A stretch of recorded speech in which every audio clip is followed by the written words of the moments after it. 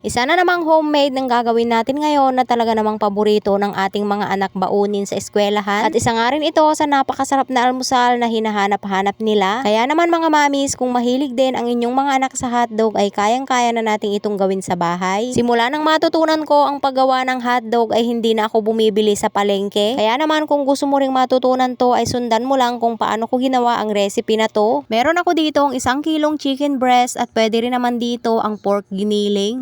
Gamitan ko lang ito ng food processor hanggang sa mapino ng maigi. Naglagay lang ako dito ng seasoning, paminta, onion powder, pink salt, konting asin at 3 kutsarang cornstarch o harina ay pwede. At para mahalo natin ng maigi ay naglagay din ako dito ng 1 basong malamig na tubig. At gaya nga ng sinasabi ko, kapag homemade ay mapipili lang natin kung ano lang yung pwede nating ilagay. Kapag nahalo na natin itong maigi ay pwede na nating umpisahan ang paggawa ng hotdog. At eto na nga yung mga gagamitin natin, itong hotdog casing, panali at eto ngang longganisa stuffer. Kailangan mo talagang bumili ng ganito dahil hindi ka makakagawa ng hotdog kapag wala ka nito. Nilagyan ko lang ito ng mga karne hanggang sa mapuno at pagkatapos ay pwede na tayong gumawa ng hotdog. At sa dulo naman ay inilagay ko na itong hotdog casing at pagkatapos ay para na lang tayong naglalaro dyan. I-push lang natin ito hanggang sa maubos na yung laman. Diba? Napakabilis lang talagang gumawa ng hotdog at para ka lang talagang naglalaro. Pagkatapos ay pwede na natin itong talian, depende kahaba sa hotdog na gusto mo. Noong una akong gumawa nito ay medyo mahahaba kaya ngayon ay iiksihan ko na lang. At dito naman sa panali, kung wala kayong nylon ay pwede kayong gumamit ng ganitong sinulid, yung makapal. At dito naman sa pagtatali ay dapat maayos at siksik itong ating hotdog para hindi siya lupaypay. At dito nga sa unang gawa ay nakagawa agad ako ng 6 na pirasong hotdog. Tuloy-tuloy lang hanggang sa maubos na lahat at tingnan nyo naman kung gaano karami itong aking nagawa. Mabilis lang talagang gumawa nito, dito lang talaga sa pagtatali ang mabusisi. Pagkatapos ay pwede na natin itong i-steam at pwede rin itong pakuluan sa mahinang apoy. Kapag kumikubot-kubot na yung tubig ay pwede na natin itong hanguin. At nang lumamig na ay ginupit ko na nga rin ito at inilagay ko dito sa baonan at pagkatapos kinabukasan ay eto na rin yung aming almusal. At dahil nagustuhan din ito ng aking anak ay eto na rin yung kanyang baon sa eskwelahan.